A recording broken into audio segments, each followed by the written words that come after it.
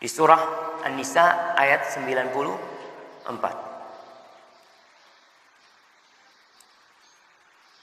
Allah mengatakan, ya ayyuhalladzina amanu idza darabtum fi sabilillah. Wahai orang-orang yang beriman, apabila kalian melakukan perjalanan perang di jalan Allah Subhanahu wa taala,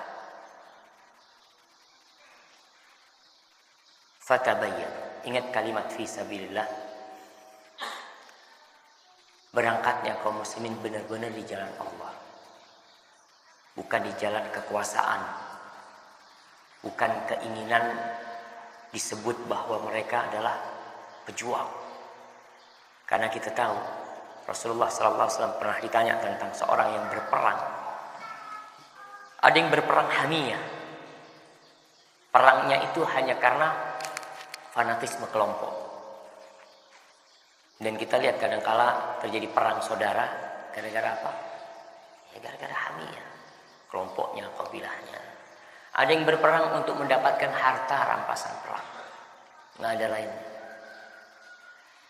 Ada yang berperang hanya untuk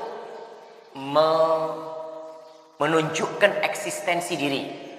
Kalau dia ini pejuang, dia ini pahlawan, dia itu pembela kebenaran, dia itu pemberani. Siapa yang di jalan Allah? Man fi sabilillah ya Rasulullah. Siapa di antara mereka yang berangkat perang itu? Yang disebut fi sabilillah itu siapa? Man qatala litakuna kalimatullahil ulya fa huwa fi sabilillah. Barang siapa yang berperang agar kalimat Allah itu menjadi tinggi, tegak, semua orang jadi tahu.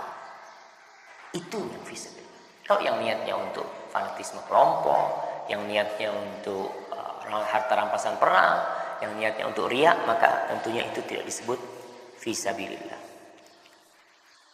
Baik, Allah mengatakan fatabayyan. Ketika kalian dalam kondisi berjalan di peperangan, maka hendaklah kalian tatkala menghadapi orang-orang itu meng-cross check, mencek, ini orang kafir atau tidak.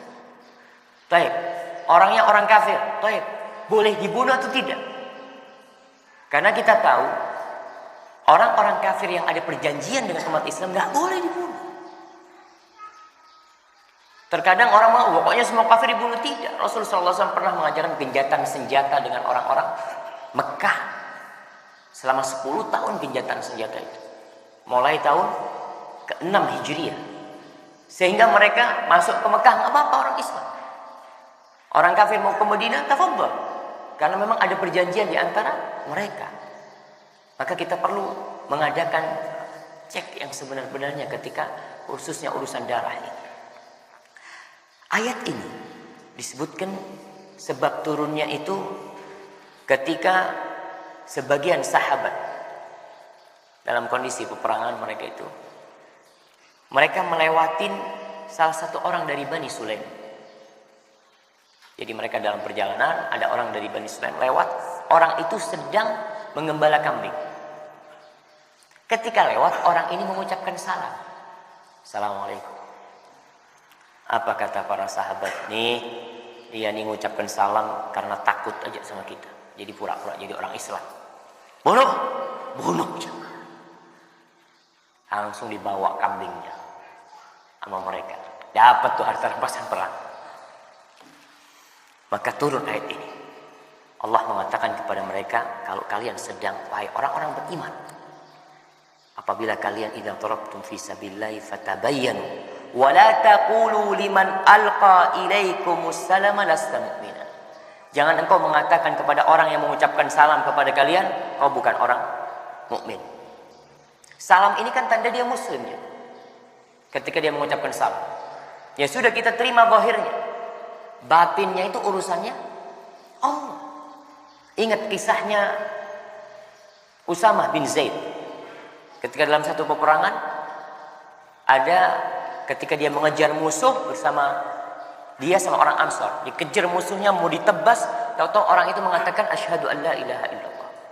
Yang orang Ansar langsung nahan diri. Usamah melanjutkan pedang. Kata Usamah, kejadian ini sampai ke telinga Rasulullah SAW. Rasulullah SAW marah. Mada taf'alu bila ilaha illallah. Gimana kau melakukan itu? Apa yang kau lakukan dengan la ilaha illallah yang dia ucapkan? Ya Rasulullah, dia mengatakan itu karena takut pedang aja. Mau bela diri Usama. Apa kata Rasul sallallahu alaihi wasallam? Halla syaqaqta qalbah. Kenapa kau tidak belah dadanya supaya tahu dia itu benar mengatakan karena takut pura-pura atau tidak? Enggak bisa, siapa yang tahu dengan isi hati orang. Kita menghukumi orang dengan zahirnya. Maka di sini Allah katakan, jangan sampai engkau orang mengatakan, mengucapkan salam lalu dikatakan lasta mu'mina, lalu dibunuh sama mereka. Tabtaguna aradal hayatid dunya. Kalian melakukan itu karena ingin sebagian kenikmatan dunia. Tadi itu ingin harta rampasan perang. Kalau dia orang Islam boleh diambil kambingnya, enggak boleh. Maka mereka ingin itu. Lalu Allah katakan fa'indallahi maghanimu katsira. Di sisi Allah itu banyak sekali harta.